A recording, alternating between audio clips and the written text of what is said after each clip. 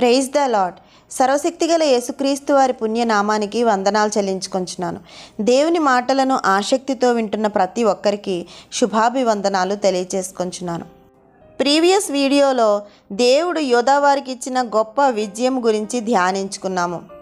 సన్హెరేబు యోధావారి మీదకి దండెత్తి వచ్చిన తర్వాత హిజ్కియా తీవ్రంగా జబ్బు పడతాడు.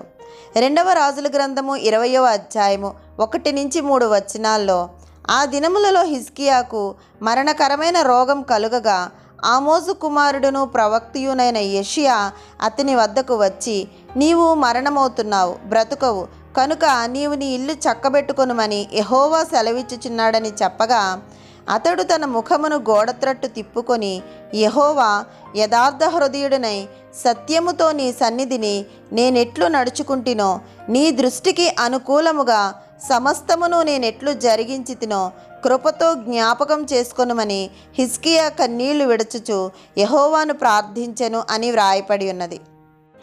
హిజ్కియా ఎందుకు వ్యాధిగ్రస్తుడయ్యాడు అన్న వాదనకి చరిత్రలో బైబిల్ పండితుల విశ్లేషణల ప్రకారం చూస్తే, దినవృత్తాంతాల గ్రంథము 32వ అధ్యాయము 25-26 వచనాల్లో, అయితే హిజ్కియా మనస్సున గర్వించి తనకు చేయబడిన మేలుకు తగినట్లు ప్రవర్తింపనందున అతని మీదకిని యూదా యెరూషలేం వారి మీదకిని కోపము రాగా అని వ్రాయబడి ఉన్నది. ఈ మాటల ప్రకారము ఈ సంఘటన సన్హెరేబు యెరూషలేంని ముట్టడించక మునుపు జరిగింది. గర్వం అనే పాపం విడిచిపెట్టడానికి చాలా కష్టంగా ఉంటుంది. నీతిమంతులు కూడా వారి నీతి కార్యాలను బట్టి గర్విస్తారు. హిజ్కియాకు ఇలాంటి పరిస్థితే ఎదురైంది. జబ్బు పడితే జనులందరూ దేవుణ్ణి అడిగే ప్రశ్న ఒక్కటే, ఇది ఎందుకు జరిగింది, నాకే ఎందుకు జరిగింది అని అడుగుతాము. కానీ దేవుడు మాత్రం ఈ ప్రశ్నకు బహుశా జవాబు ఇవ్వచ్చు, ఇవ్వకపోవచ్చు. ప్రతి వ్యక్తి జీవితం గురించి దేవునికి ఒక నిర్దిష్టమైన ప్రణాళిక ఉంటుంది. 139వ కీర్తన 16వ వచనంలో వ్రాయబడినట్టు, మనము పిండముగా ఉండగానే దేవుని కనుదృష్టి మన మీద ఉంటుంది. మన దినాలన్నీ దేవుని గ్రంథంలో వ్రాయపడి ఉంటాయి. ఏదైనా ఎందుకు సంభవిస్తుందో మనకి తెలియకపోయినా దేవునికి మాత్రం తెలుసు. ప్రతి వాని జీవితంలో నెరవేర్చడానికి ఆయనకు కొన్ని ఉద్దేశాలు ఉంటాయి. సార్వభౌముడైన దేవుని చిత్తానికి వ్యతిరేకంగా ఏదీ జరగదు. హిజ్కియా జబ్బు పడ్డం దేవుని చిత్తమే. మరణమైపోతావు అని దేవుడే స్వయంగా తెలిపినా హిజ్కియా ఎందుకు ప్రార్థించాడు? మనం ఎందుకు ప్రార్థించాలి అంటే, దేవుడు మనలను ప్రార్థించే వారిగా ఉండాలనుకున్నాడు. మన జీవితాల పట్ల ఆయనకున్న ప్రణాళికలోని భాగమే మన ప్రార్థనలు. మన ప్రార్థనలకు ఎలా జవాబివ్వాలో ఆయనకి తెలుసు. మన ప్రార్థనలు ఆయనపై మనకున్న విశ్వాసాన్ని, మనం ఆయనపై ఆనుకున్న విధానాన్ని తెలియచేస్తాయి. అందుచేతనే దేవుడు హిజ్కియా ప్రార్థన అంగీకరించడానికి ఇష్టపడ్డాడు. మన ప్రార్థనలు పరిశుద్ధాత్మ నడిపింపుతోనూ వాక్యానుసారంగా ఉంటే మన ప్రార్థనలు ఖచ్చితంగా అనుకూల ఫలితాన్ని తీసుకువస్తాయి. అయితే కొన్ని పరిస్థితుల్లో దేవుని చిత్తమేమిటో తెలుసుకోవడం మనకి కష్టమే. అలాంటి సందర్భాలలో మన ప్రార్థన దేవుని చిత్తానుసారంగా లేనప్పుడు ఆయన ఇచ్చే జవాబు కాదు అనే వస్తుంది. ఉదాహరణకు, మోషే కనానులో అడుగు పెట్టాలని దేవునికి మనవి చేసినప్పటికీ దేవుడు ఖచ్చితంగా కాదు అనే జవాబిచ్చాడు. దేవుని వాక్యాన్ని ధ్యానించినప్పుడు దేవుని చిత్తాన్ని మనం గ్రహించగలుగుతాము. హిజ్కియా కన్నీటి ప్రార్థన చేశాడు. దేవుని సన్నిధిలో మనము యథార్థంగా నడుచుకున్నాము అని ప్రార్థించుటకు హృదయంలో ధైర్యం కావాలి. హిజ్కియా ఈ విధమైన ప్రార్థన ఎంతో ధైర్యంగా చేశాడు. 18వ కీర్తన 23-24 వచనాల్లో, దోషక్రియలు నేను చెయ్యనల్లకుంటిని, ఆయన దృష్టికి నేను యథార్థుడనైతిని, కావున యెహోవా నేను నిర్దోషిగా ఉండుట చూచి తన దృష్టికి కనపడిన నా చేతుల నిర్దోషత్వం బట్టి నాకు ప్రతిఫలమిచ్చును అని వ్రాయపడి ఉన్నది. నిజానికి దావీదు కంటే స్వేచ్ఛగా, నిజాయితీగా పాపాలను ఒప్పుకున్నవారు ఎవరూ లేరు.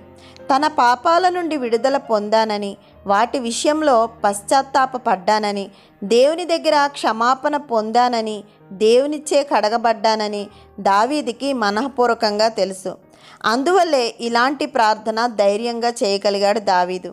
మనము కూడా మన పాపాలను దేవుని సన్నిధిలో ఒప్పుకొని వాటిని విడిచిపెట్టి దేవుని రక్తంతో కడగబడిన అనుభవాన్ని పొందినప్పుడు దేవుని సన్నిధిలో ఎలాంటి ప్రార్థన అయినా ధైర్యంగా స్వేచ్ఛగా చేయగలుగుతాము. హిజ్కియాకు యెషయా తన మరణాన్ని గురించి చెప్పినప్పుడు హిజ్కియా గోడ తట్టు తిరిగి ప్రార్థించాడు. గోడ తట్టు అంటే మనుషుల వైపు కాదు, అక్కడే ప్రవక్త అయిన యెషయా ఉన్నాడు. ఆయనతో కలిసి ప్రార్థించవచ్చు లేదా ప్రార్థనా సహాయాన్ని కోరవచ్చు. కానీ హిజ్కియా వెంటనే దేవుని వైపు తిరిగాడు. ఎందుకంటే తన సమస్యను పరిష్కరించేది దేవుడే అని హిజ్కియాకు తెలుసు. ఎలాంటి పరిస్థితి ఎదురైనా దేవుని వైపు తిరిగి దేవునిపై ఆధారపడటం అన్నది విశ్వాసుల లక్షణం. లోకం మీద మనుషుల మీద ఆధారపడితే వాటి ఫలితాలు ఎలా ఉంటాయో మనందరికీ అనుభవమే. హిజ్కియా దేవుని మీద ఆధారపడ్డాడు, దేవునికి మనవి చేశాడు, కన్నీరు కార్చాడు. దేవుడు వెంటనే హిజ్కియాకు జవాబిచ్చాడు. యెషయా ప్రవక్త ఇంకా బయటికి రాకముందే యెషయాతో దేవుడు మాట్లాడుతున్నాడు.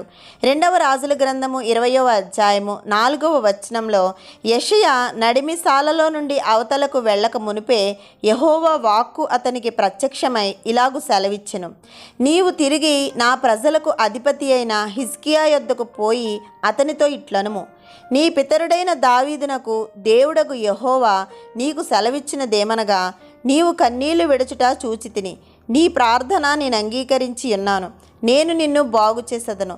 3వ దినమున నీవు యెహోవా మందిరమునకు ఎక్కిపోవుదువు, ఇంకా 15 సంవత్సరముల ఆయుష్యము నీకు ఇచ్చేదను.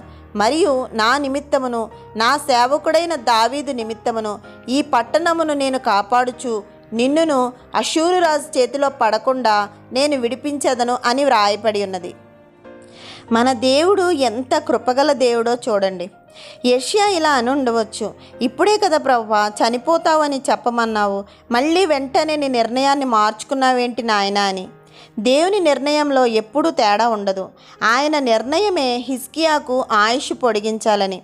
అయితే అది హిజ్కియా ప్రార్థన మీద ఆధారపడి ఉంది. అలాగే మన జీవితాల్లో కూడా మనం ఏ ఆశీర్వాదాలు పొందుకోవాలన్నా ఆ ఆశీర్వాదాలను అనుగ్రహించడానికి దేవుడు ఎప్పుడూ సిద్ధంగానే ఉంటాడు. కానీ అది మన ప్రార్థనపై ఆధారపడి ఉంటుందని మనం గ్రహించాలి. చరిత్రకారుల అంచనా ప్రకారము హిజ్కియా జబ్బు పడటమే ముందు జరిగిందని, అటు తర్వాతే సన్హెరేబు యుద్ధానికి వచ్చాడని రాయపడి ఉన్నది. అందుకే దేవుని వాక్కులో అష్షూరు రాజు చేతిలో పడకుండా నిన్ను విడిపిస్తానని ముందుగానే చెప్పాడు. దేవుడు దావీదును పదే పదే జ్ఞాపకం చేసుకుంటున్న విధానం మనం గమనించాలి. అంతేకాక దావీదును బట్టి పట్టణాన్ని కాపాడుతాను అని చెప్తున్నాడు దేవుడు. నిజమే, ఒక పట్టణానికి ఉన్న అధికారి యొక్క ప్రవర్తన మీదే పట్టణపు ఆర్థిక విధానము, పట్టణపు క్షేమము ఆధారపడి ఉంటుంది. అందుకే మనము అనునిత్యము మనకి న్యాయంగా ప్రవర్తించే అధికారులు కావాలని ప్రార్థించాలి. దేవుడు యెషయాతో అంజూరపు ముద్దతో హిజ్కియా జబ్బుని బాగు చేయమన్నాడు.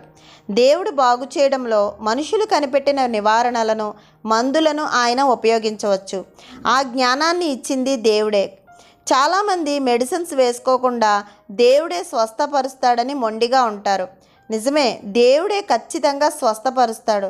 కానీ వచ్చిన రోగానికి దేవుని జ్ఞానము ద్వారా తయారు చేయబడిన మందులు వేసుకోవాలి కదా.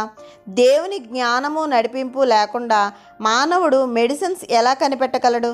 మెడిసిన్స్ వేసుకోకుండా దేవునికి అవమానకరంగా దేవుని బిడ్డలు ఉండకూడదు. వేసుకునే మందుల్లో, తీసుకునే ఆహారంలో నీ రక్తాన్ని ప్రోక్షించు ప్రభువా అని మనం ప్రార్థన చేసుకోవాలి. దేవునికి మహిమకరంగా జీవించాలి. హిజ్కియా తనకు వచ్చిన మరణం అనే సమస్యను బట్టి దేవుని సన్నిధిలో కన్నీరు కార్చి అద్భుతంగా జవాబు పొందుకున్నాడు. 15 సంవత్సరముల ఆయుష్ పొందుకున్నాడు. మన జీవితంలో ఉన్న సమస్యలను బట్టి దేవుని సన్నిధిలో నువ్వు నేను కార్చిన కన్నీరు వృధా పోదు. దేవుడు నువ్వు నేను ఊహించని విధముగా అద్భుత కార్యాలు జరిగిస్తాడు. ఆయన్ని విశ్వసిద్దాము, ఆయనకు విధేయులుగా జీవిద్దాము. మన ప్రభు అయిన యేసుక్రీస్తు వారి కృప మనందరి జీవితాల్లో సమృద్ధిగా ఉండాలని ప్రార్థిస్తూ ఆమెన్. దేవుని మాటలు మీకు నచ్చితే లైక్ చేయండి, సబ్స్క్రైబ్ చేయండి. దేవుని మాటలను అనేకులకు షేర్ చేయండి. మీ అనుదిన ప్రార్థనల్లో నన్ను నా కుటుంబాన్ని జ్ఞాపకం చేసుకోవాల్సిందిగా మనవి చేస్తున్నాను.